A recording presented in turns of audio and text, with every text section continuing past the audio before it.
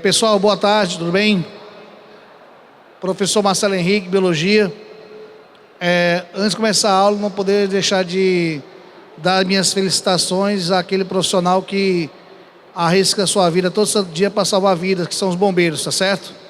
Então fica aqui minha homenagem ao pessoal do Corpo de Bombeiros e também da escola do Corpo de Bombeiros, tá bom? Tem um carinho muito especial por lá, tá certo? Bom, aula de hoje vamos trabalhar uma combinação tanto quanto interessante, que é ciclos biogeoquímicos, ou então ciclo das matérias, com a parte de bioenergética. Sendo que a bioenergética a gente vai focar nesse momento o que diz respeito à parte de fotossíntese. Ok? Então, iremos trabalhar nesse aspecto aqui, moçada. Obrigado.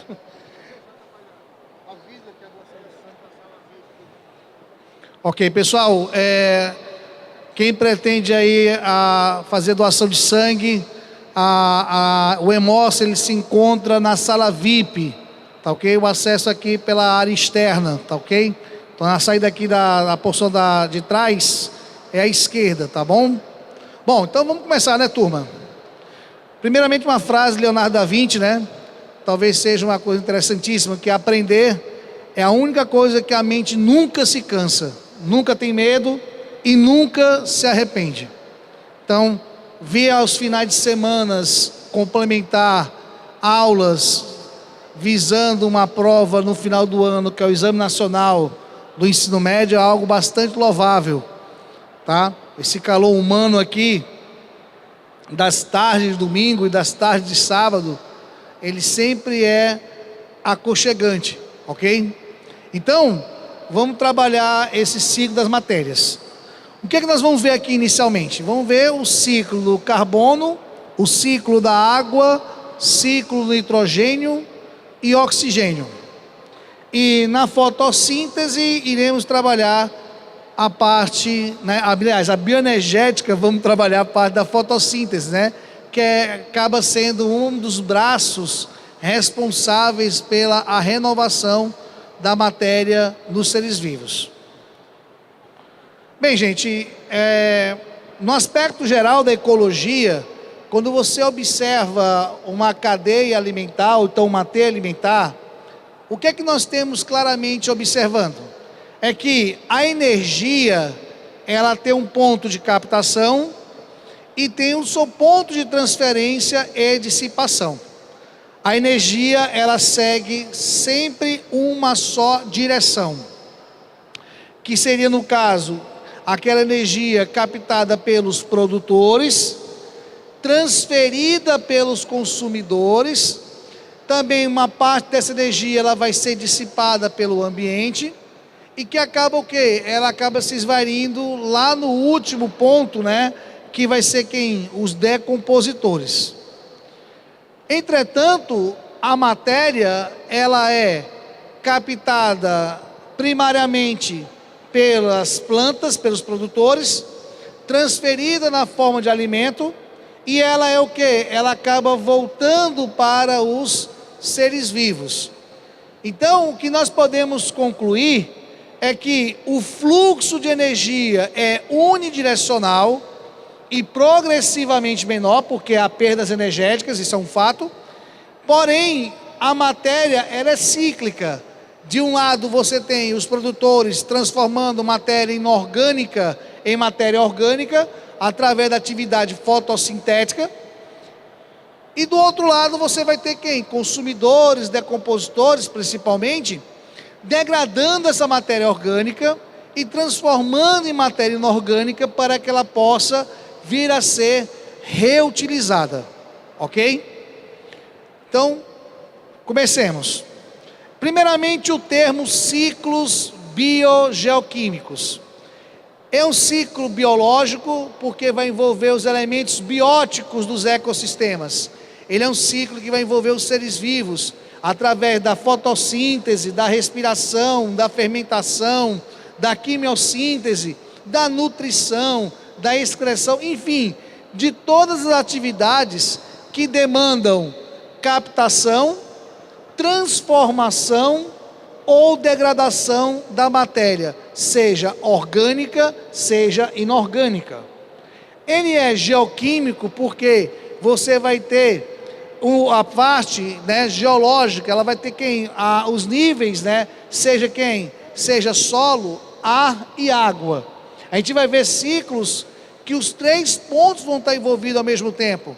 Você vai ter a fase da hidrosfera, você vai ter a fase da litosfera, que é o solo, e você vai ter a fase, né, da atmosfera. Então você vai ter, né, esse ciclo, muitas vezes, né, os 3 níveis, né, do ambiente envolvido. E é químico, obviamente, por quê? Porque nós estamos trabalhando os elementos químicos dos seres vivos, que no caso, os principais, né, a gente vê isso muito na química orgânica, seria quem? Seria o carbono, hidrogênio, oxigênio, nitrogênio. Claro que também vai ter também o fósforo, na forma de fosfato, e o enxofre, também presente em alguns elementos orgânicos relevantes para os seres vivos. Ok? Bom, esse slide aqui eu passei no meu último encontro com vocês, e eu achei interessante de relembrar que no ciclo biogeoquímico, quando ele se encontra em equilíbrio, você tem quem? Você vai ter a participação dos elementos bióticos, como produtores, consumidores, decompositores, interagindo com o ambiente, porém, a necessidade, a demanda, né, crescente, né, das nossas necessidades, vem gerando uma atividade industrial muito forte e um consumo humano cada vez mais intenso. E esse processo é que está gerando o desequilíbrio desses ciclos biogeoquímicos. Um exemplo muito claro e notório é a questão do gás carbônico, né, que está envolvido no ciclo do carbono. Você vê que a demanda energética é cada vez maior para retirar carbono nas profundezas do subsolo e levá-lo para quem? Para a atmosfera, passando num processo conhecido como quê? Como a combustão. Que a gente vai ver daqui a pouquinho quais são as consequências, né, desse desequilíbrio, tudo bem? Bem, o ciclo do carbono. O carbono, pessoal, ele é o elemento essencial à vida, uma vez que ele vai formar a matéria orgânica, seja na forma de carboidratos, proteínas, lipídios, ácidos nucleicos e outros componentes, tá ok? Esse carbono também, ele vai estar presente, né, no gasto de energia, no nosso consumo de energia, nas moléculas, por exemplo, de glicose, que elas serão oxidadas para liberar energia para a nossa atividade metabólica, tá certo? E o carbono também, ele vai estar presente em atividades de quê? Na atividade da combustão, uma vez que a matéria orgânica, uma vez oxidada, ela vai liberar quem? Vai levar energia na forma de calor. É no caso de quem? Dos combustíveis, tanto fósseis como não fósseis. Né? Você vê, por exemplo, no caso, né, dos combustíveis que vêm do subsolo, como gás natural, como petróleo, né, e os seus derivados, como também quem? Os combustíveis que vêm da atividade da biomassa, através de quem? Da fotossíntese seguida de fermentação, que é quem? No caso, né, o etanol, ou então daqueles que são transformados em combustível, como por exemplo quem? O chamado biodiesel, tá ok? Então o carbono ele vai estar severamente presente, né, nos seres vivos. Esse carbono, ele é fixado primariamente pela atividade fotossintética. A fotossíntese, a gente vai ver daqui a pouco, é nada mais, nada menos do que você pegar moléculas de gás carbônico e promover uma hidratação nessa molécula para transformá-lo o quê? Em carboidrato. É você hidrogenar essa molécula para acumular energia nas ligações e que nessa energia, uma vez acumulada, ela venha a ser utilizada para as diversas atividades, seja para a estrutura do ser vivo, seja para quem? Para a geração de energia para o próprio ser vivo. Respiração, combustão e decomposição são exatamente os eventos que vão promover a liberação do carbono para o ambiente, tá? No caso da decomposição, eu queria abrir um parêntese aqui, que além do CO2 liberado pela decomposição, há também a possibilidade de liberação do gás metano, né, através de processo de decomposição. Tudo bem? E aí é só uma visão geral do ciclo, né? Você vê que aí o ciclo do carbono é exatamente o que nós conversamos com vocês. Ele vai ter a fase do solo, a fase da água e a fase do ar. Você vai ter litosfera, hidrosfera e atmosfera atuando nesse ciclo. E você também vai ter tanto elementos não orgânicos, como também elementos orgânicos atuando nesse ciclo, ok? Vamos ver um pouquinho mais a miúde sobre isso. Bom, o grande sequestrador de carbono da atmosfera, sem dúvida alguma, vai ser a atividade fotossintética. Tanto é que no jargão da ecologia, a gente fala que a compensação da emissão de carbono na atmosfera é feita através de sequestro de carbono por elementos vegetais. Geralmente, a atividade fotossintética das algas é aquela que apresenta o melhor resultado. Mas nada impede também daquela de plantas que vão ter um rápido crescimento, como por exemplo as gramíneas de médio e grande porte, ok? E aí nós temos esse carbono, uma vez incorporado pelos seres vivos, são transferidos ao longo da cadeia alimentar através do fenômeno chamado de nutrição, tá certo? Onde você tem a transferência dessa matéria, seja na forma de carboidrato, lipídio, proteínas e derivados, e que depois esse material ele vai ser oxidado pelos seres vivos através da respiração, que vai devolver esse CO2 para a atmosfera.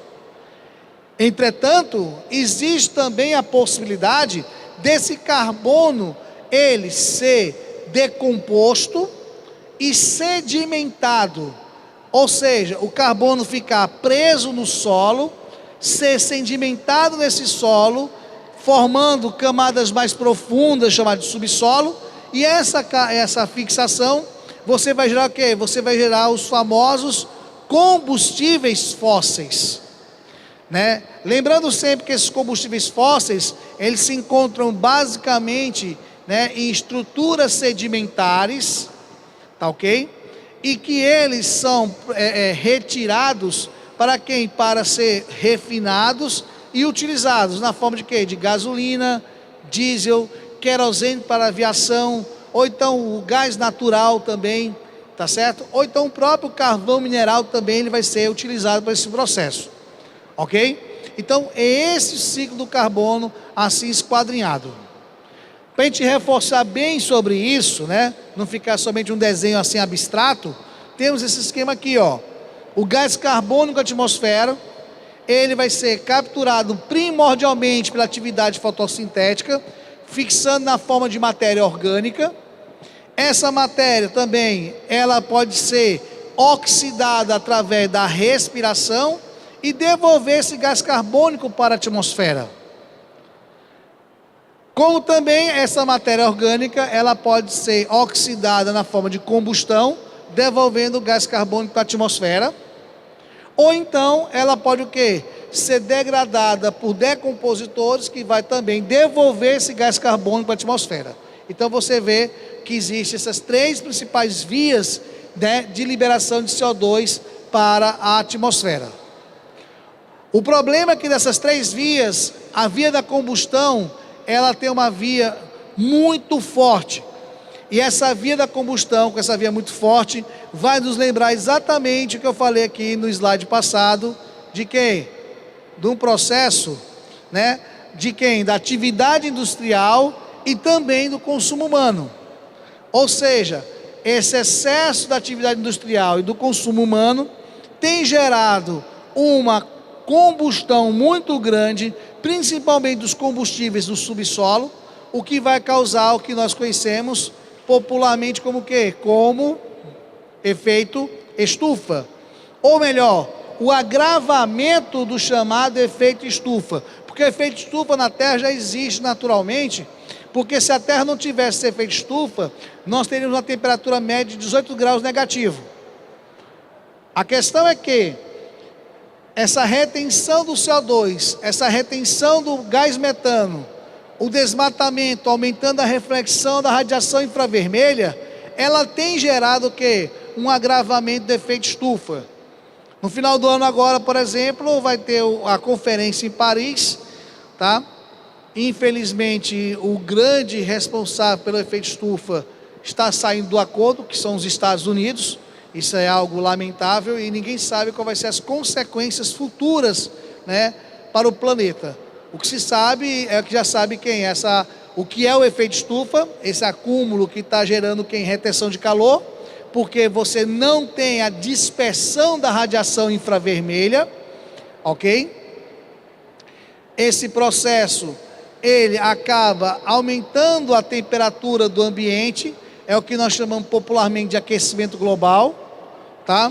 Você vê, por exemplo, que agora na Europa, no auge do verão, que vai chegar agora em julho, você está ouvindo falar noticiários de ondas de calor na Europa, seja em Londres, Paris, Milão, Espanha, né? Teve até um incêndio em Portugal, lamentavelmente, tá certo? Isso é o quê? Isso aí são uma das consequências do aquecimento global, tá certo? Só para a gente reforçar as causas principais, seria quem? Primeiro, a atividade industrial, que eu falei para vocês, a queima, né, desses combustíveis fósseis, e também queimadas e desmatamento de áreas florestais, que além de emitir esse gás carbônico, né, ele vai aumentar a taxa de reflexão da radiação infravermelha, ok?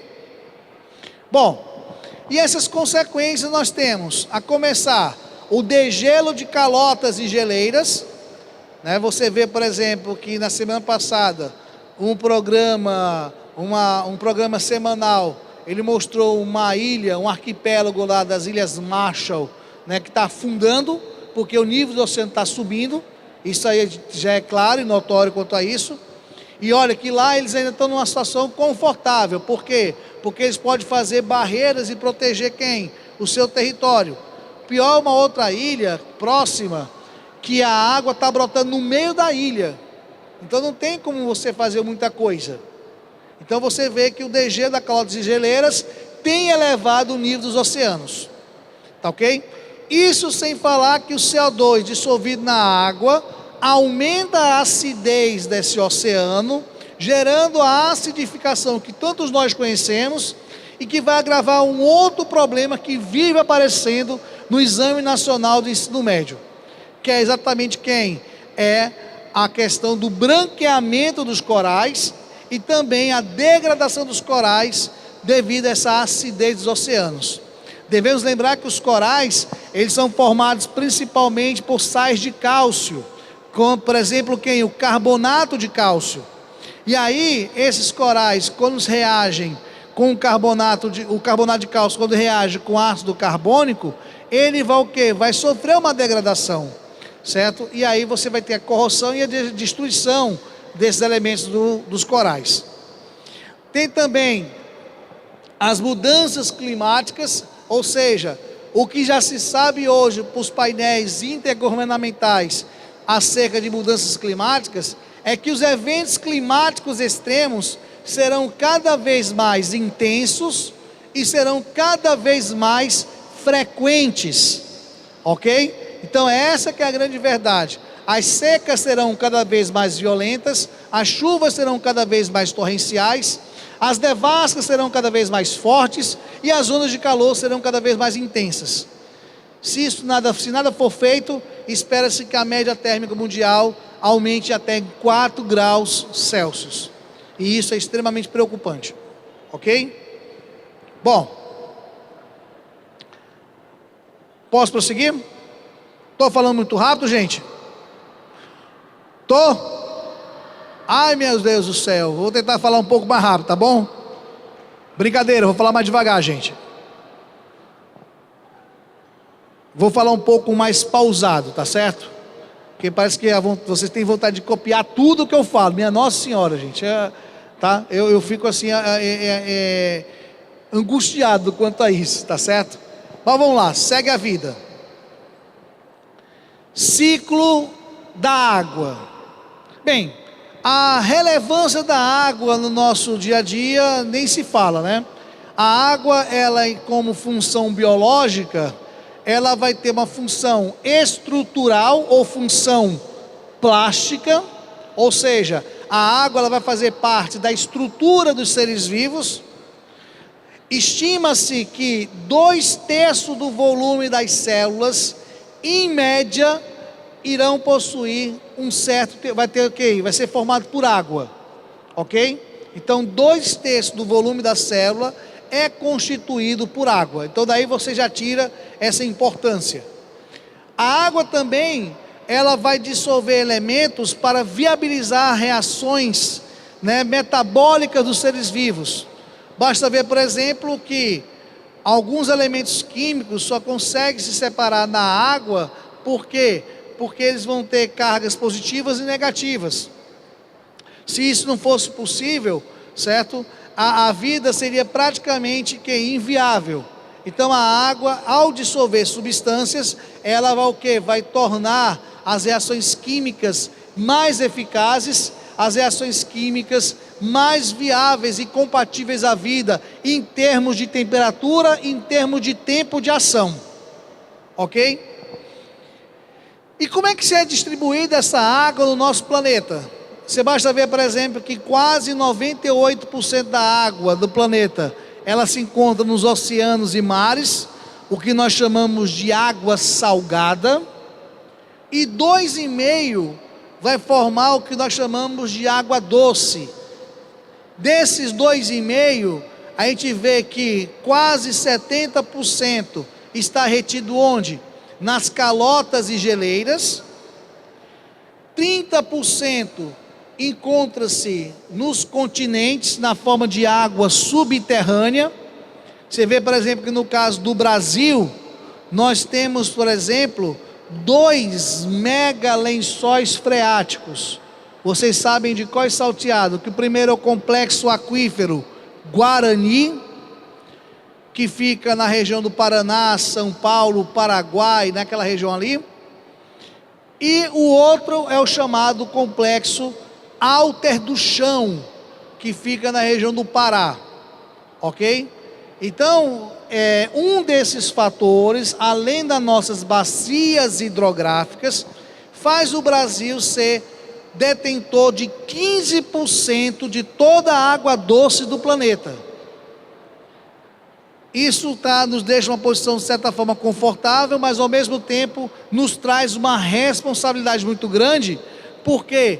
Porque a água será e já está sendo um recurso francamente estratégico para o desenvolvimento de qualquer nação. Você basta ver, por exemplo, que a guerra das águas que se anunciavam tanto, já está acontecendo. Se você parar para pensar, aquele barril de pólvora que acontece no Oriente Médio, não é somente por conta, né, do ouro negro que é o petróleo, não. Se você observar lá, tem 2 grandes rios que foi berço da civilização, o Tigre e o Eufrates. E rio passando em deserto é algo que é extremamente valioso, ok? Então daí você já começa a se questionar nesse ponto. Nós temos aí no caso 0,3% da água em rios e lagos e 0,9% em outros reservatórios. Agora o que nos preocupa muito é que existe um belo percentual dentro desse aí de água que se encontra imprópria para o consumo, ok? Só para você ter uma ideia, um cálculo muito rápido. Desses 2,5% de água doce, 1,5% é das geleiras e 1% são águas continentais. Desse 1%, 0,4% é água imprópria para o consumo e 0,6% é a chamada água potável. Professor, o que é água imprópria para o consumo? Bom, é uma água que está tão envenenada, mas tão envenenada, que o custo para você recuperar essa água é superior da dessalinização de oceanos e mares. Como assim, Marcelo? Não entendi. Ora, basta olhar para as cidades do mundo inteiro. Vamos pegar para a nossa região, né? Nós temos, por exemplo, quem? Nós temos o rio Acaraú, Sobral, que é um rio que ele se encontra poluído, e se falam tanto em questão de que da água. Você vê, por exemplo, em São Paulo, né, o cartão postal paulista é o quê? É o rio Pinheiros e o rio Tietê, que tá o quê? Estão o quê? Severamente contaminados por esgotos e outras atividades. Você vê a Baía de Guanabara, né, que prometeram recuperar, não foi recuperado. Ela também encontra-se poluída. Então você vê que grandes cidades do Brasil, e se você puxar também para o mundo, também você vai ver isso, que a água que passa pelas cidades, muitas vezes é uma água que já se encontra envenenada. Ok? Você vê, por exemplo, aqui, nós temos aqui na cidade de Fortaleza, bem aqui perto do Paulo Sarazate, passa aqui o riacho Pajeú. Ele passa por debaixo em galerias, passa aqui por debaixo da Heráclito Graça e vai desaguar ali vizinho ao Marina Parque. Ou seja, é um recurso hídrico que poderia ser usado, mas o desenvolvimento da cidade por décadas acaba o quê? Acaba complicando essa situação. E aí a gente fica nessa preocupação na crise hídrica, entendeu? Então isso aí só de cara. A outra atitude que devemos nos refletir, sabe qual é? A água que se tem na descarga, ela não precisa ser tratada, clorada, fluoretada, para poder eliminar dejetos, seja número 1 ou número 2. Então você vê que a gente tem um gerenciamento da água, né, um tanto quanto ainda a evoluir. Já evoluímos bastante, entenda, mas precisamos evoluir mais ainda, porque vai ser um recurso cada vez mais precioso. Ok? Vejamos. A transferência da água no planeta, você vai ter a evaporação. Isso aí acontece nos corpos d'água superficiais, por exemplo, rios, oceanos, açudes, lagoas, entre outros. Você vê, por exemplo, que dependendo da estação de ventos que nós temos aqui em Fortaleza, quando nós passamos em dias de calor, alguém fala assim, é porque vem chuva. Por quê? Porque o Oceano Atlântico vai estar o quê? Em franco processo de evaporação, formam-se nuvens, né? E a moçada da FUNSEMI fala, a zona de convergência intertropical agiu nas pancadas de chuva. Você vê, por exemplo, no nosso inverno, que é a estação chuvosa, e na nossa o período pós-estação que tivemos agora, ontem e anteontem, com algumas chuvas. Tá certo? A evapotranspiração é a liberação de água na forma de vapor feita pelas plantas, certo? Assim como também a sudorese e a evaporação pelos seres vivos. Precipitações, você vai ter quem? Chuva, neve, granizo e qualquer outra forma d'água, né, que vai vir para o solo ou então para corpos d'água. O escoamento vai ser quem? Através de córregos, rios, riachos, que vão desaguar para outros corpos d'água.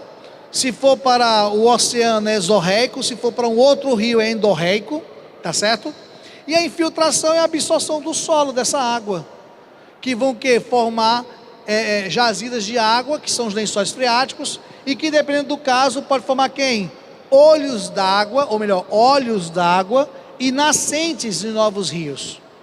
Ok? Então, esses são o quê? São os tipos de transferência de água pelo ambiente, envolvendo quem? Os seres vivos aí no caso.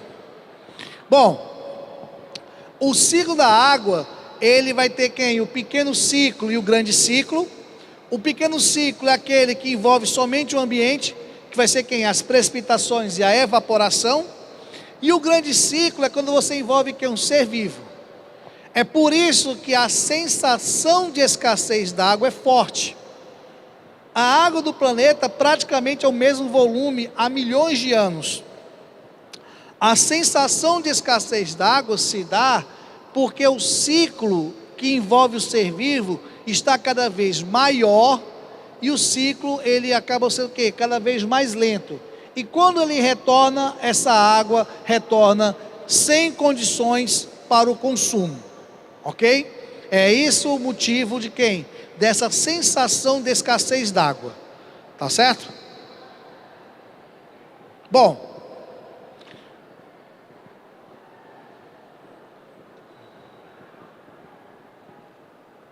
vou ver aqui. Vai ser tudo bem. Isso aqui seria essa imagem um pouco ampliada. Outro ponto relevante seria quem? A água e as florestas, né? A moçada da geografia adora falar isso e eu gosto de ratificar isso na biologia quando eu falo de ecologia. Uma árvore na Amazônia, ela consegue, através da evapotranspiração, liberar por dia de 800 a 1.200 litros d'água, certo? Na forma de vapor. Redonda-se quem? 1.000 litros d'água. Gente, 1.000 litros d'água são mais ou menos, numa regra de 3 muito rápida aqui, são mais ou menos 50 garrafões de água mineral que são liberados na forma de vapor todo santo dia por uma só árvore da Amazônia. É por isso que na geografia falamos que você tem o rio do solo, o rio do subsolo e os famosos rios aéreos. É por isso que as florestas são fundamentais em ser preservadas para que haja manutenção desse ciclo hidrológico. Porque se tirar essas florestas, você está tirando um ser vivo que tem potencial de liberar água na forma de vapor e gerar massas de ar responsável por quem? Pelo ciclo das chuvas. Foi isso que foi detectado, por exemplo, na questão da crise hídrica paulista. Aquela que teve, se for memória, em 2012, 2013, 2014, acho que foi nesse período. A crise hídrica foi detectada por conta disso. Que estava vendo o quê? Estava havendo um problema das massas de ar, agravado pelo fenômeno do El Niño, e que não estava tendo quem? Chuva nas cabeceiras. E verificaram, através de estudo, que as florestas eram fundamental para a manutenção de quem? Dessas chuvas. Ok? Aquela crise hídrica em São Paulo foi extremamente pedagógica, porque eles olham agora a chuva com um novo olhar. Antes a chuva era um transtorno, agora a chuva é o quê? Chuva para eles também é algo que é uma bênção. Fato esse que nós já falamos que chuva é bênção já há décadas, tá ok? E o paulistano agora já tem essa visão. Isso é muito bom ouvir isso, ok? Então você vê nesse processo aí, né, dessa questão do volume de água e da capacidade de absorção da água no solo e da retenção da água no subsolo. Então a relação das águas e florestas é muito importante, né, que tenhamos clareza quanto a isso. Vamos lá. Ciclo do nitrogênio. Primeiramente, gente, qual a importância do nitrogênio para os seres vivos? Bom, o nitrogênio ele vai ser fundamental na constituição dos aminoácidos que vão formar as proteínas, e essas proteínas são estruturas fundamentais em termos de metabolismo, através da formação das enzimas, termos de defesa na formação de anticorpos, termos de estrutura. Basta imaginar, por exemplo, a queratina, certo? As fibras musculares e o colágeno como estrutura proteica dos animais. O nitrogênio também vai estar presente na formação de quem? Do código da vida, que é o código genético. Uma vez que o código genético é formado por nucleotídeos, e esses nucleotídeos contêm as famosas bases nitrogenadas: adenina, guanina, citosina, timina, certo? São quem são as bases nitrogenadas presentes no DNA. E no caso da adenina, guanina, citosina e uracila, presente no RNA, ok? Agora, apesar do nitrogênio ser extremamente importante para os seres vivos, e apesar da nossa atmosfera ser formada por quase 80% do gás nitrogênio, para ser mais exato, 78%, poucos são os seres vivos capazes de fixar o nitrogênio no seu organismo. São poucos aqueles que são capazes de pegar o nitrogênio atmosférico e transformar em nitrogênio reativo, ok? E aí esse processo nós chamamos de fixação do nitrogênio. Existe, gente, a fixação do nitrogênio inorgânica, que ela conseguiu ser controlada no início do século XX, que é a chamada reação de Haber-Bosch. Tem na apostila de vocês sobre isso. É uma reação em que pega o gás de nitrogênio, combina-se com gás hidrogênio na proporção de 1:3, e sob alta pressão e temperatura você consegue sintetizar a amônia. Essa reação, gente, ela foi um grande marco no século XX. Por quê? Porque ela gerou a chamada Revolução Verde na agricultura. Uma vez que a partir da amônia se pode produzir outros compostos nitrogenados que vão servir de adubo e tornar terras antes inférteis em terras plenamente férteis para a segurança alimentar de vários países. Um país que eu dou como exemplo de segurança alimentar é a Índia. A Índia, gente, ela divide-se em antes de Gandhi e depois de Gandhi. Depois de Gandhi, né, com a independência da Índia, e depois ela foi fragmentada em Bangladesh, Paquistão e Sri Lanka, a Índia ela teve uma revolução na sua agricultura, ao ponto dela conseguir ter segurança alimentar, ou seja, ter capacidade de produzir alimento, certo? Para os seus 1.200.000.000 de habitantes, algo mais ou menos assim, a população indiana. Eu sei que ela passou de 1 bilhão já faz tempo, ok? E um país que tem uma dimensão menor que a China, consegue abrigar toda essa população e consegue alimentar essa população de maneira satisfatória. Isso graças a quem? A Revolução Verde na agricultura que foi feita na Índia, certo? Seja pelos hindus, os saquis, a minoria muçulmana e a minoria cristã que tem na Índia, tá ok? Então isso tem a ver com o ciclo de nitrogênio. E no ciclo de nitrogênio, quais são as etapas relevantes que envolvem os micro-organismos e outros seres vivos? Seriam quais? Você vai ter a fixação biológica, que é feita basicamente pela bactéria do gênero Rhizobium, que ela vai pegar o nitrogênio gasoso e transformar em amônia. Só um parênteses, viu, gente? Isso aqui, fique tranquilo que vai ter um slide que eu vou explicar etapa por etapa, tá bom? Não é só esse slide não, viu? Tá? Isso é só para ter uma visão geral. Você vai ter quem? A fixação do nitrogênio, que é quem? É pegar o nitrogênio gasoso e transformar em amônia. Depois você vai pegar essa amônia e vai transformar em nitrito, para depois do nitrito virar nitrato, e transformar quem? No nitrogênio, que de fato é absorvido pelos seres vivos, que é esse nitrato. E também tem uma etapa que envolve micro-organismos, que é a devolução do nitrogênio para a atmosfera na forma de gás nitrogênio. Processo esse chamado de quê? De denitrificação ou desnitrificação. Ok? Bom, como é que seriam as etapas do processo? A fixação do nitrogênio, principalmente feita pela Rhizobium, ela se dá através de uma associação com um grupo de plantas chamadas de leguminosas.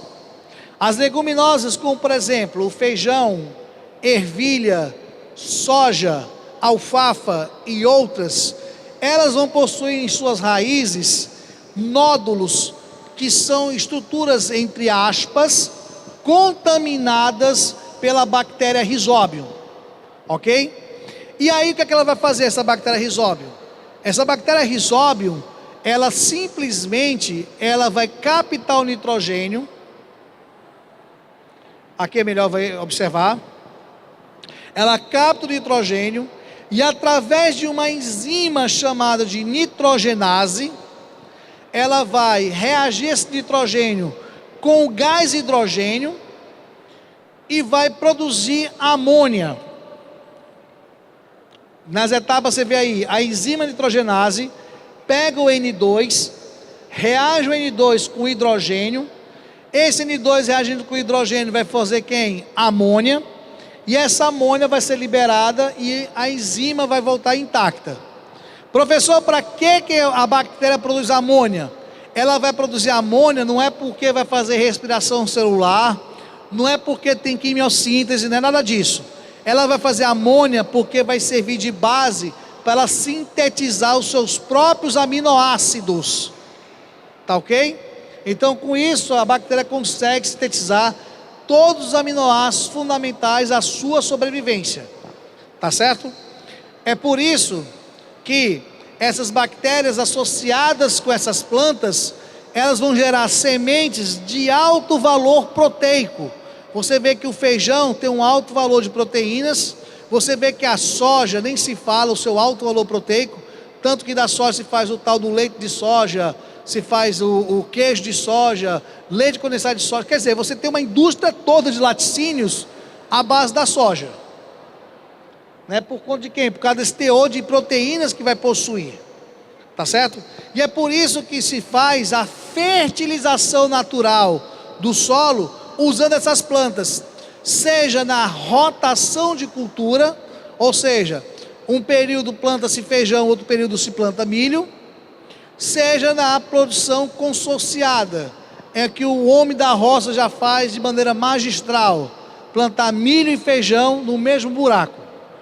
A grande vantagem de plantar milho e feijão ao mesmo tempo é porque o feijão, ele vai, através dessas bactérias, deixar o solo fértil para o milho, e o milho, quando ele cresce, ele vai servir de base para o feijão se enroscar nele.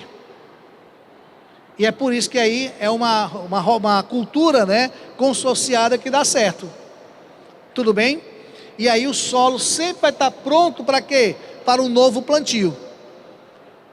Então é essa a relação do nitrogênio com a agricultura e a produção de quem? De alimentos. Tudo bem?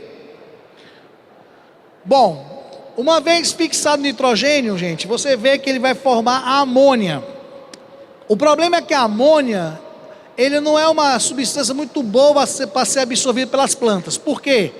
Porque a amônia vai formar uma carga positiva, vai formar um chamado íon amônio.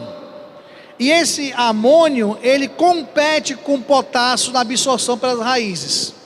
Dessa forma, essa amônia, ela vai ser convertida em nitrato, processo esse que nós chamamos de quê? De nitrificação. A nitrificação se divide em duas etapas. Aí na tela, você vai ter a nitrosação, que é a transformação da amônia em nitrito, é uma reação de quimiossíntese, esse processo. O nitrito, ele é tóxico para os seres vivos, ainda bem que não é absorvido pela planta. E a próxima etapa vai ser quem? Vai ser a nitratação, que vai ser a oxidação do nitrito para a formação de quem? Do nitrato. Ok? Nessa oxidação, esse nitrato, aí sim, é a melhor forma de ser absorvido pelas plantas. Por quê? Porque ela vai ser absorvida juntamente com o potássio, formando o nitrato de potássio, ou também conhecido como salitre, que as plantas vão e absorvem. Ok?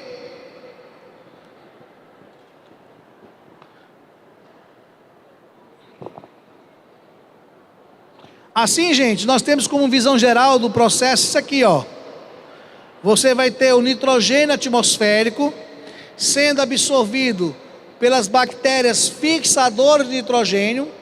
Você vai observar aí à sua esquerda, que esse nitrogênio, ele vai formar a amônia, essa amônia vai formar nitratos, e os nitratos vão ser quem? Absorvidos pelos seres vivos na forma de quem? De nitrogênio orgânico, ou seja, na forma de proteínas. Essas proteínas vão sendo transferidas à forma de quem? De alimentação, e os seres vivos, através da morte ou descarte de excretas, irão liberar esse nitrogênio para decomposição, e que na decomposição você acaba voltando a formar amônia. Essa amônia, ela entra também de novo no processo de quem? De nitrificação. Ah, Marcelo Henrique, como é que se devolve o nitrogênio para a atmosfera? Através da denitrificação, onde você tem o nitrato que vai jogar esse nitrogênio para a atmosfera. Ok? Então, gente, isso aí é a visão geral do ciclo do nitrogênio. Bom, uma imagem mais limpa para a gente compreender está aí. Você tem o nitrogênio atmosférico, ele vai ser fixado para formar a amônia. A amônia, ela vai gerar nitrito para depois formar nitrato. Processo esse chamado de quê? De nitrificação. Esse nitrato, uma vez absorvido, ele vai ser transferido para as plantas e para os animais na forma de nitrogênio orgânico. Plantas e animais estão sujeitos à morte ou descarte, e que nesse processo você vai ter quem? A devolução de amônia para o ambiente. E aí você fecha esse ciclo, né, para os seres vivos. Mas o nitrato ele pode voltar para a atmosfera através do processo conhecido como denitrificação. Marcelo Henrique, eu estou vendo uma setinha ali, aquela seta onde você tem o nitrogênio atmosférico para a formação de nitrato. Que seta é essa? Gente, isso aí é um evento que pode ocorrer, não com frequência, mas acontece. É a reação do nitrogênio com o oxigênio, formando nitrato, quando ocorre quem? Atividades de relâmpagos. O relâmpago libera uma energia tão forte, mas tão forte, que ela é capaz de pegar o quê? Reagir o nitrogênio gasoso com o oxigênio, formando quem? O nitrato. Tá ok? Então, gente, isso aí é o ciclo do gás nitrogênio.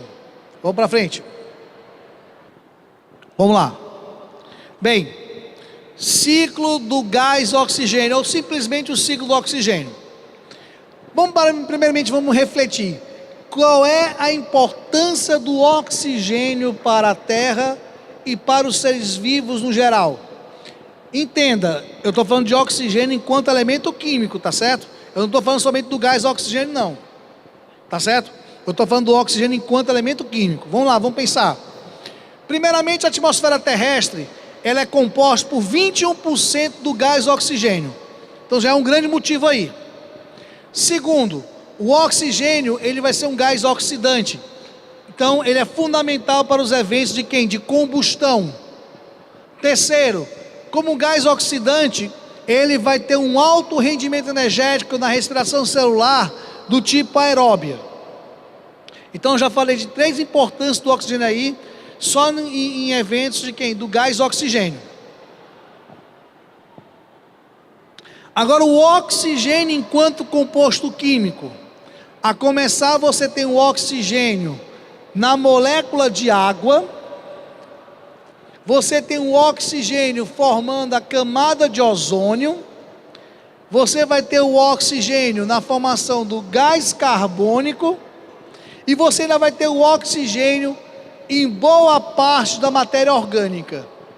Então você vê que o oxigênio, ele vai estar presente em todos os ciclos, seja na forma direta, seja na forma indireta.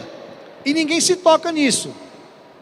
Talvez é que Saint-Exupéry falou, né? O essencial é invisível aos olhos. Você vê que o oxigênio é o principal elemento da molécula de água, gente.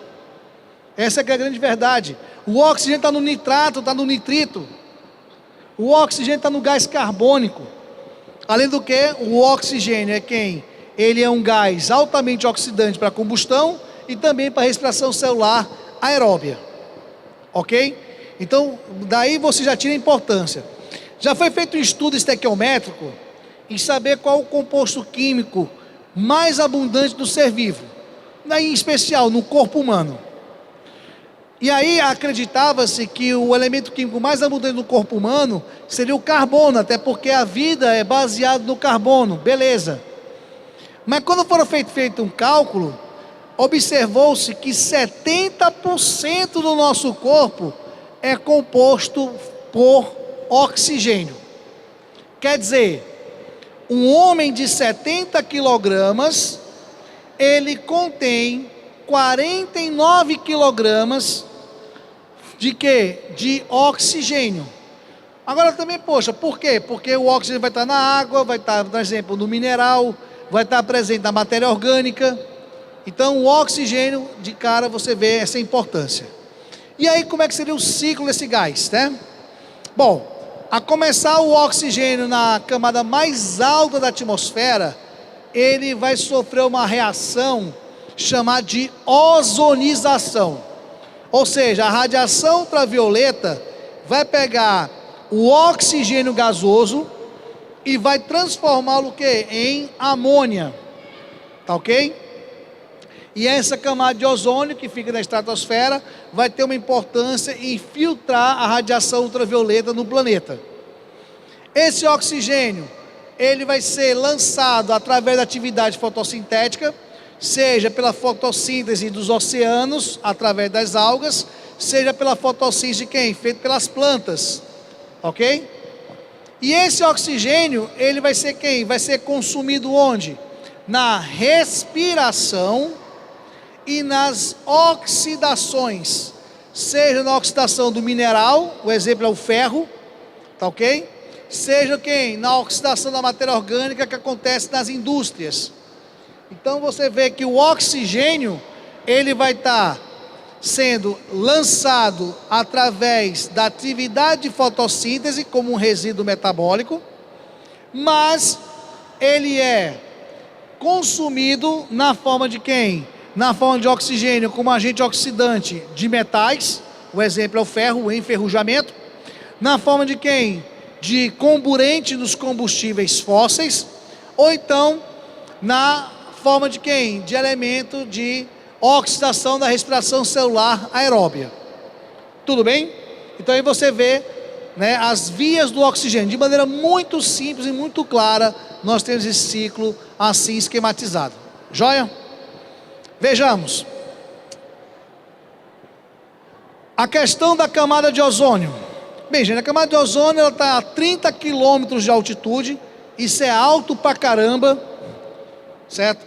Para você ter uma ideia, de Fortaleza para a cidade de Horizonte são 38 quilômetros de distância. Então, você imagina só 30 quilômetros de distância é isso, né? É a altura que eu estou falando. E nessa camada mais alta você tem um gás ozônio, que é uma fina camada que vai o quê? Vai proteger contra a ação de quem? Da radiação ultravioleta. O problema é que o cloro emitido por um composto chamado de CFC vai fazer uma reação em cadeia com ozônio e vai quebrar esse gás ozônio, gerando quem?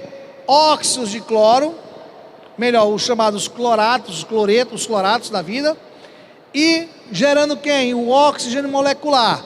Isso vai gerar o quê? Uma reação em cadeia. Estima-se que um átomo de cloro é capaz de detonar até 800 moléculas de ozônio. E isso foi detectado no final dos anos 70, através de estações de pesquisa da Antártida, que viu que a camada de ozônio estava muito fina em certas épocas do ano, e essa camada muito delgada estava o quê? Estava passando a radiação ultravioleta. E aí foi anunciado para o mundo a existência de um buraco na camada de ozônio. O grande responsável é o elemento chamado clorofluorcarbono, ou simplesmente chamado de CFC, que até então era usado como gás, né, para refrigeradores e também como substrato para quem? Elemento para dispersão de sprays. O que aconteceu foi que através de uma conferência, esse gás ele foi proibido por lei de ser produzido.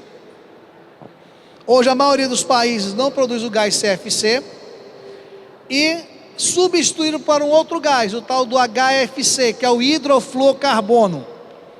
Que aí no caso, sem esse cloro, o que vai acontecer? Vai acontecer que o gás ele pode ser liberado sem agredir quem? A camada de ozônio, porque o grande problema do CFC está no cloro, que vai fazer uma reação em cadeia, certo? Na estratosfera.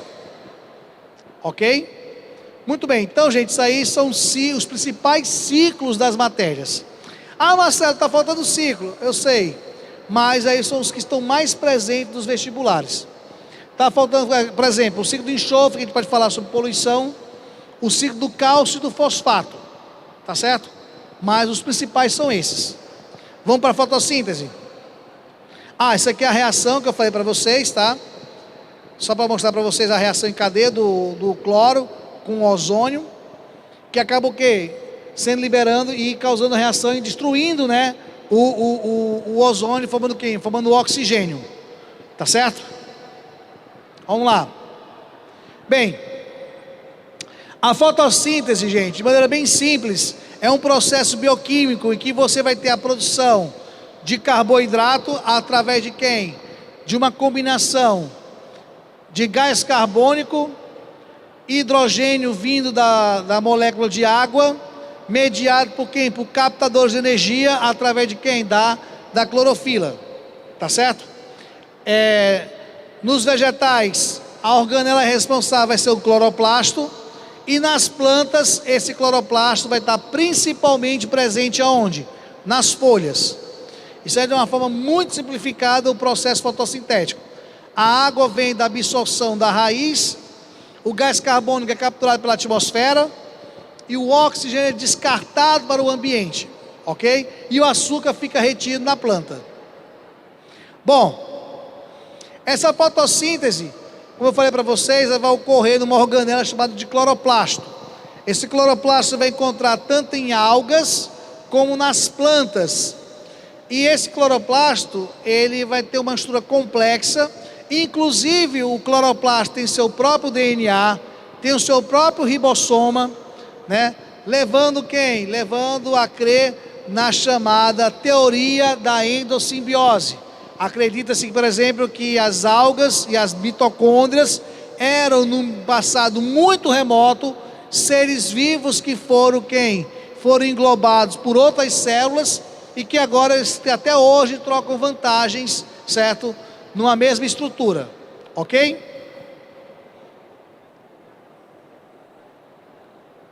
Bom, esse cloroplasto, ela vai ser uma organela que vai ser formada basicamente por dois componentes, sem muita delonga. Você vai ter um conjunto de discos empilhados, chamados de tilacoides, e eles vão formar quem? O que nós chamamos de grânum. E ele vai ter uma estrutura... Não, tem sim. Existe um vírus, viu, na laranjeira, que é a Xylella fastidiosa, que é tipo um amarelinho que acontece na folha da laranjeira. Então é por isso que tem que cortar isso e plantar outra. Exatamente isso. Viu? Essa questão aqui da laranjeira e essa doença realmente existe. Tá? Então, de fato, quando você planta uma laranjeira e ela fica doente, é ideal tirar e plantar outra laranjeira. Isso é uma espécie de um vírus, a Xylella fastidiosa. Dá uma pesquisada depois. Xylella, viu? Vamos lá. Esse cloroplasto, viu, gente? Ele tem uma porção que vai ser quem? O grano, que contém a tilacoide, e é o local que contém a clorofila. E dentro dessa estrutura, você tem quem? Você tem uma massa amorfa, que é chamada de estroma. A gente vai ver daqui a pouquinho que a fase luminosa, ou então fotoquímica, acontece nesses discos empilhados. E a fase química, né, ou escura, ela acontece nessa massa orgânica dentro de quem? Do cloroplasto. A equação geral da fotossíntese, bem simples assim.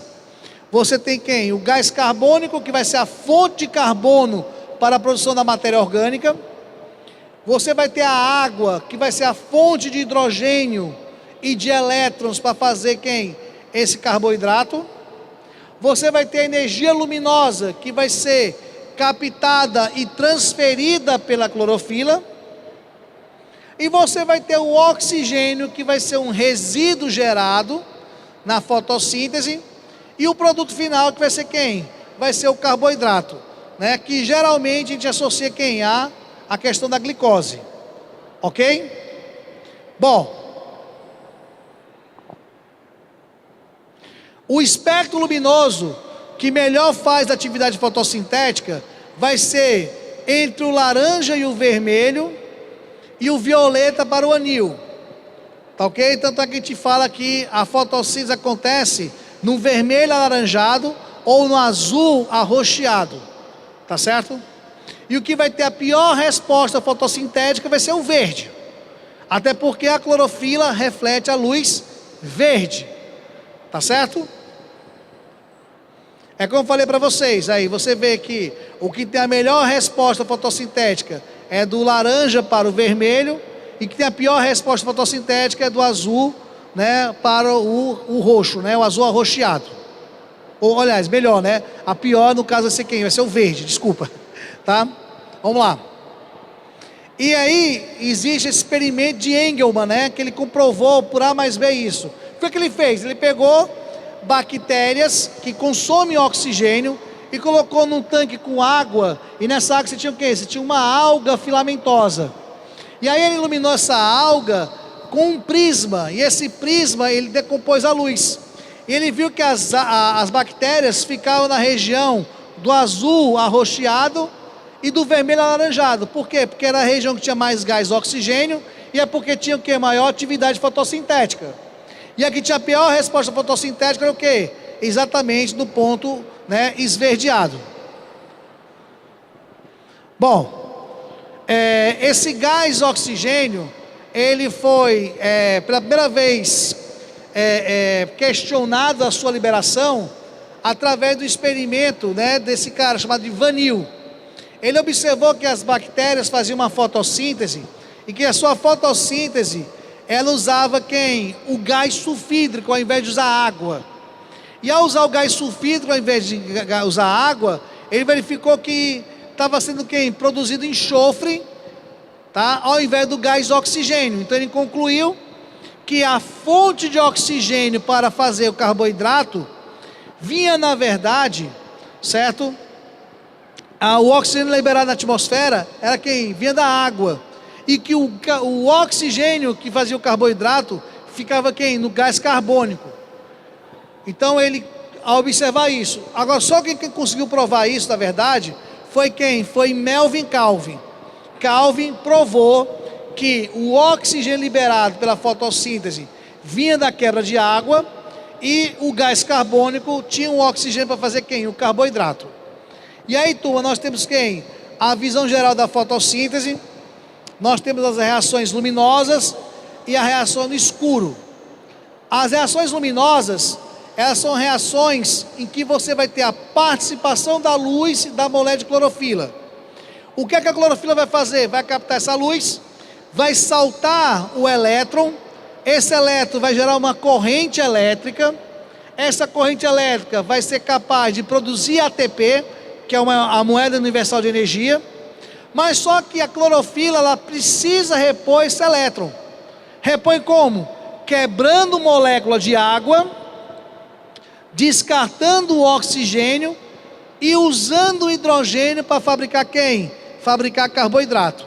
Então na fase clara, consome água, luz, usa-se a clorofila e descarta-se quem? O oxigênio.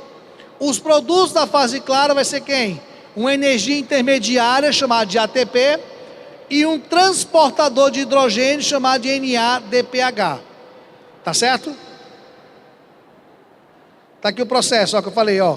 A luz com a água na tilacoide, na etapa fotoquímica, descarta o oxigênio e vai ser o quê? Vai transferir para a etapa química quem? No estroma, o ATP e o NADPH2. Nessa etapa química entra o gás carbônico e produz quem? A glicose. Então a etapa fotoquímica vai gerar uma energia que vai ser usada para fazer quem? O carboidrato, e vai gerar hidrogênio que vai ser usado para fazer quem? Carboidrato. Ok? Para a gente reforçar mais ainda, você vai ter consumo de água, descarte de oxigênio, produção de energia na forma de ATP e o transporte de elétrons para quê? Para formar o NADPH. Essa é a fase fotoquímica, a fase clara. Na fase fotoquímica você vai ter quem? A corrente elétrica chamada de fotofosforilações, onde você produz ATP e vai produzir NADPH2 e a quebra da molécula de água. Tá aí todo o processo bioquímico vai se observar. Você vê que a água ela é capturada, libera-se hidrogênio e oxigênio, gera-se uma corrente elétrica para fazer ATP e NADPH2. Então, esse processo de captação de energia luminosa e produção de quem? De ATP e NADPH2.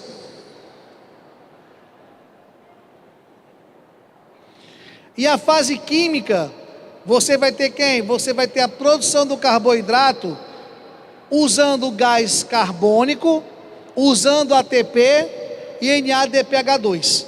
E aí você vai ter quem? Um complexo de reações que culmina na quem? Na produção do açúcar. Essa fase química eu se chamo porque ela não precisa da luz para ocorrer. Ela precisa de quem? De ATP e NADPH2 para ocorrer. Tá certo? E aí é um ciclo mais fácil de entender.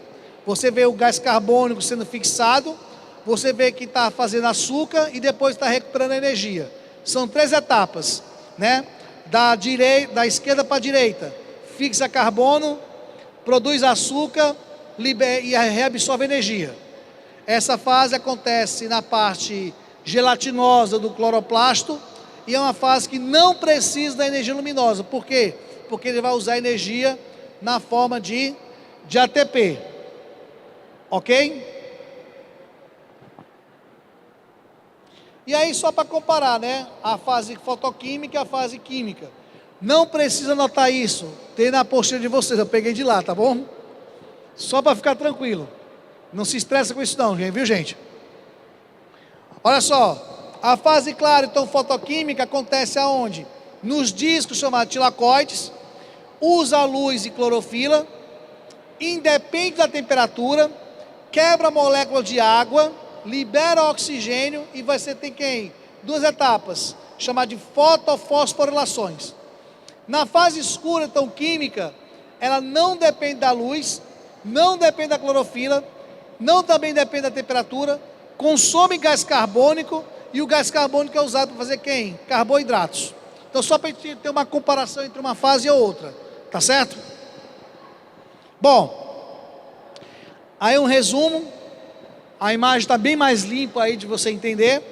A luz entra, consome água, descarta oxigênio. Faz ATP, faz NADPH2. Consome gás carbônico, faz glicose. Tudo bem? Você vê que a fase clara e a escura, elas são interligadas por quem? Pelo ATP. Tá ok? Bom. Os fatores que vão influenciar na fotossíntese: a concentração de gás carbônico, onde você tem, a atmosfera contém 0,03 a 0,04% de gás carbônico e a folha tem quem? 0,03.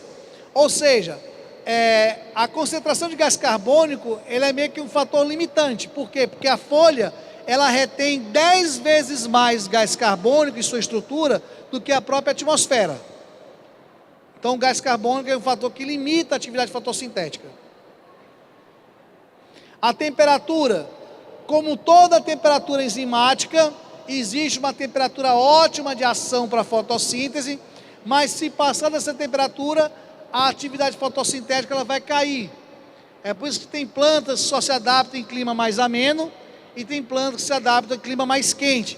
É exatamente por esse motivo, porque você tem pontos ideais da atividade enzimática. Tá certo? A luz, ela também vai influenciar. Por quê? Porque a planta, ela vai ter um ponto de compensação fótico. O que é isso? É o ponto em que a taxa de fotossíntese se equilibra à taxa de respiração. E vai ter um ponto de saturação fótico, que é o ponto onde a luz que tiver, quando acrescentar, não vai afetar a atividade fotossintética. Partindo dessa premissa, nós temos quem? As plantas de sol, que são aquelas plantas que precisam de muita luz para fazer a sua atividade fotossintética. E tem as plantas de sombra, são plantas que precisam de pouca luz para fazer a sua fotossíntese. Um exemplo de planta de pouca luz são as samambaias. Ao ponto, se você pegar a samambaia e deixar num canto muito iluminado, elas acabam morrendo. É por isso que normalmente a samambaia é de ambiente mais quente, mais escuro. É mais colocado uma coisa ao novo, né? Jardim de inverno. Tá certo? Então, você vai ter esse ponto. A luz visível, eu já falei para vocês, né? Que a melhor luz que vai ser fotossíntese vai ser quem? Do laranja para o vermelho e do violeta para o azul. E a pior vai ser quem? Vai ser a luz verde. Por quê? Porque a clorofila, ela reflete a luz verde. Ok? Bom, gente, então, em termos de teoria, é isso que nós temos. Tá legal? Temos ainda que, acho que 9 minutinhos ainda para resolver exercício, né? Então, vamos lá. Pegar os aprendizagens aí, turma. Página 37 aí, turma. O gráfico ilustra a influência da luz na velocidade da fotossíntese. A análise do gráfico só não nos permite afirmar que no ponto, vamos lá, item A, no ponto 1, a planta está no escuro. Sim, porque você vê que o eixo X é o quê? É o da luz, né? Então a planta ela vai estar o quê? Consumindo mais oxigênio do que liberando. B, no ponto 1, a planta não produz oxigênio, correto? Na verdade, no ponto 1, a planta, ela está o quê? Ela libera, ela consome o oxigênio, tá certo? Porque ela está em franco processo de respiração. C, no ponto 2, a quantidade de oxigênio que a planta consome é igual à quantidade produzida, correto? Isso na atividade fotossintética e na atividade de respiração. D, no ponto 2, a fotossíntese atingiu uma velocidade igual à da respiração, correto? É exatamente isso, ela está em equilíbrio, né? E o item E, que é o item falso, ele fala que no ponto 3, a luz passa a atuar como um fator limitante do processo. Não, na verdade a planta atingiu seu limite de fotossíntese e o excesso de luz não vai afetar a atividade fotossintética. Tá bom, pode deixar.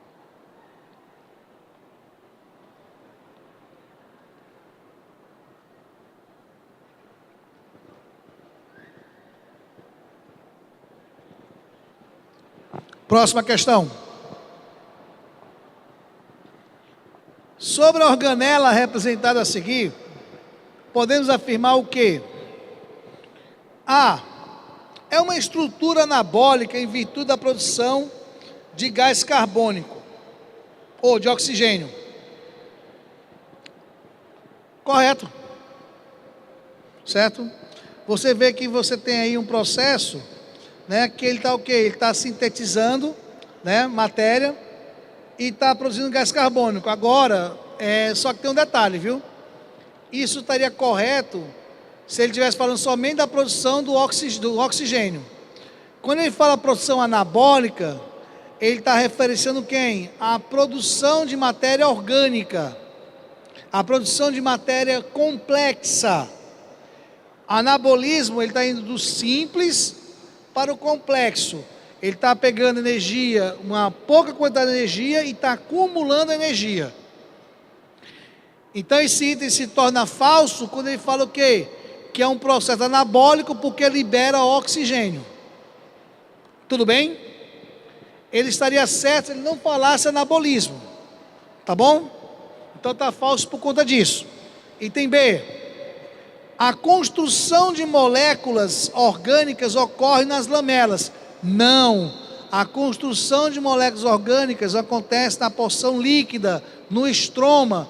As lamelas são os discos que contêm clorofila. C. A formação de moléculas de ATP independe da ação da luz. Falso, depende muito. Tanto é que é a luz que vai fazer o salto elétrico e a corrente elétrica. D. As moléculas de gás carbônico funcionam como aceptoras finais de hidrogênio. Sim, tanto é que a hidrogenação do carbono vai gerar o quê? O chamado carboidrato. Tá ok? Então, de fato, o gás carbônico vai ser o aceptor final dessas moléculas. Então, o item correto dessa questão 2 é o item D de dado. Questão 3. Quais dos gráficos a seguir relaciona corretamente a quantidade de oxigênio liberada pela fotossíntese com a intensidade luminosa? Bom, o gráfico que vai relacionar com isso vai ser o gráfico da letra B de bola. Por quê? Porque é aquele que você vai ter uma relação diretamente proporcional da luz com a atividade fotossintética, mas vai chegar a um ponto que a atividade vai atingir seu máximo e depois vai ficar o quê? Uma constante. O único gráfico que contempla isso é o gráfico da letra B de bola. Os outros Ele mostra uma função constante, como o item C, uma função afim com o item A, uma função parabólica aí como item D, que não tem nada a ver o processo, e uma função decrescente, o item E. Na verdade, a única que vai ter uma relação diretamente proporcional e depois estabiliza é o B de bola, que é quem? Exatamente a relação da luz com a fotossíntese. Então, item B de bola. Questão 4. Nos ambientes aquáticos, o ciclo do carbono pode ser esquematizado simplificadamente conforme mostra o esquema a seguir. Estude-o com atenção e assinale a opção que descreve a participação do plâncton nas etapas A e B. Item A. O zooplâncton participa das etapas A e B? Não. Por quê? Porque a etapa B é um processo fotossintético. Tá certo? E o zooplâncton só vai fazer quem? Respiração, que no caso é quem? É a etapa A. B. O fitoplâncton participa das etapas A e B? Sim. O fitoplâncton tanto vai fazer a atividade de fotossíntese, que vai o quê? Vai consumir, certo? O gás carbônico e descartar o oxigênio, como também vai fazer quem? Atividade de respiração, que vai consumir o oxigênio, descartando quem? O gás carbônico, tá? Então o item correto, gente, é o item B de bola. Questão 5. Um aquário laboratório apresentava nas paredes internas um tom esverdeado e com pequenas bolhas juntos às manchas verdes. À noite, as bolinhas desapareciam. A explicação do fenômeno que as manchas verdes são quem? Ora, as manchas verdes são algas que durante o dia, recebendo luz, vai fazer atividade fotossintética, vai desprender quem? O oxigênio, e à noite esse oxigênio vai ser consumido por essas mesmas algas, tá ok? Então, o item correto é o item B de bola, em que as algas, através da fotossíntese, elimina quem? O gás oxigênio. Questão 6. Os seres vivos mantêm constante trocas de matéria com o ambiente mediante a processos conhecidos como ciclos biogeoquímicos. O esquema representa um dos ciclos que ocorrem nos ecossistemas. Vejamos. O esquema apresentado corresponde ao ciclo biogeoquímico de quem? Bom, só pelo depósito subterrâneo e pela via dupla das plantas, esse processo aí é um processo que é do ciclo do carbono. Professor, como é que eu posso adivinhar que é do carbono? É porque as plantas têm um processo. E aí, Pedrão, tudo bom? Ele tem um processo que vai tanto que captar o CO2 através da fotossíntese e descartar o CO2 através da respiração. E esse carbono ele fica o quê? Retido no subsolo. Tá certo? Então, o item correto aí é o item D de dado. Questão 7. A modernização da agricultura ficou conhecida como a Revolução Verde e ficou marcada pela expansão da agricultura nacional. No entanto, trouxe como consequência o empobrecimento do solo, o aumento da erosão e os custos de produção, entre outras. Atualmente, a preocupação com a agricultura sustentável tem suscitado práticas como a adubação verde, que consiste na incorporação ao solo da fitomassa de espécies vegetais distintas, sendo as leguminosas as mais difundidas. O uso de leguminosas na prática do cultivo visa a reduzir o quê? Ora, as leguminosas visam aumentar a fertilidade do solo com nitrogênio. Então, se você consegue aumentar a fertilidade do solo com nitrogênio usando leguminosas, você, obviamente, vai reduzir quem? A necessidade do uso de fertilizantes. Então, item C de casa. Questão 8. Em uma aula de biologia sobre formação vegetal brasileira, a professora destacou que em uma região a flora convive com condições ambientais curiosas. As características dessas plantas não estão relacionadas com a falta d'água, mas com condições do solo, que é pobre em sais minerais, é ácido e rico em alumínio. Além disso, essas plantas possuem adaptações ao fogo. As características adaptativas das plantas que correspondem à região destacada pela professora vai ser quem? Gente, ele está descrevendo um ambiente de cerrado. E o cerrado, ele tem como característica o quê? A formação de cascas grossas como elemento para cortar fogo em caso de queimadas. Que aí, no caso, o item correto é o item C de casa. Ah, professor, por que casca grossa? Porque vai proteger contra a ação das queimadas. Por que o galho é retorcido? Porque nas queimadas se destrói os botões, chamados de gemas vegetais, e aí ele vai começar a crescer de forma toda torta. É exatamente essa estratégia que a planta vai ter, ok? Raízes escoras e respiratórias é mais comum aonde? Em ambiente de mangue. Raízes tabulares, folhas largas, é mais comum aonde? Na floresta amazônica. Raízes aéreas e perpendiculares ao solo, é mais comum na Mata Atlântica. E folhas reduzidas ou modificadas em espinhos, é mais comum no ambiente da caatinga, né, que é do semiárido. Questão 9. Na natureza, a matéria é constantemente transformada por meio dos ciclos biogeoquímicos. Além do ciclo da água, existe o ciclo do carbono, do enxofre, do fósforo e do nitrogênio, além também do oxigênio. O elemento que está presente em todos os ciclos nomeados é quem? Falei aqui nessa aula. O único elemento que está presente em todos os ciclos é o gás oxigênio. Na forma de nitrato, sulfato, gás carbônico, água, assim vai. E a última questão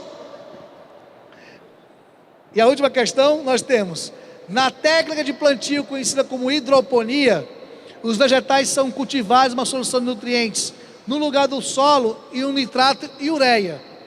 Nesse caso, ao fornecer esses nutrientes da forma aproveitada pela planta, a técnica dispensa o trabalho das bactérias fixadoras do solo, da natureza, que participam do ciclo de quem? Do nitrogênio, no caso. Ok? Pessoal, então, obrigadaço pela paciência de vocês, tá? Fique com Deus. Até o próximo encontro. Valeu!